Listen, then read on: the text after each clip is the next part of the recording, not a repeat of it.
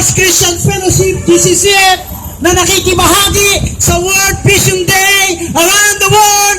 And we are preaching the Word of God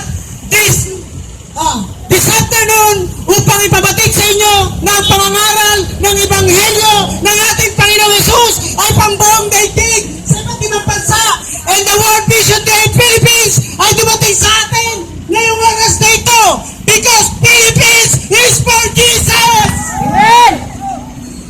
Sa mga nakakapakinig ng tinig na ito, ay nais kong ibalita sa inyo ang Ebanghelyo ng ating Panginoong Hesus na siya ay namatay sa krus ng Kalbaryo upang bigyan tayo ng puwang ng lugar sa kalangitan sapagkat ang ating bansa sa kasalukuyan na marami kang maririnig na mga balita, mga patayan, puro masasamang balita ang ating napapakinggan sa radyo, sa telebisyon at maging sa mga pahayagan ay maraming nakakalungkot na mga balita.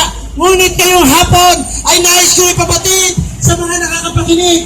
Magbigay lang po kayo ng kaunting panahon ng inyong tenga, ng inyong pakikinig dahil sasabihin ko sa inyo ang kailangan ng ating bansa, ang kailangan ng bawat tao, walang iba kundi ang ating Panginoong Jesucristo sapagkat siya ang daan, ang katotohanan at ang buhay.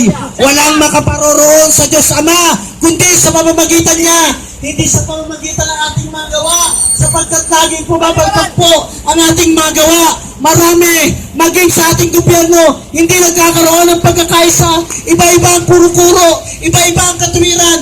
Ngunit ang katuwiran ng Diyos ay ang ating Panginoong Hesus na sa pamamagitan ng kamatayan ng ating Panginoong Hesus sa krus ng Kalbaryo ay may katubusan anuman uri ang ating mga kasalanan. Kaya nais ko sabihin sa iyo na gayon na lamang ang pag-ibig ng Diyos sa sanlibutan na ibigay niya ang kanyang bugtong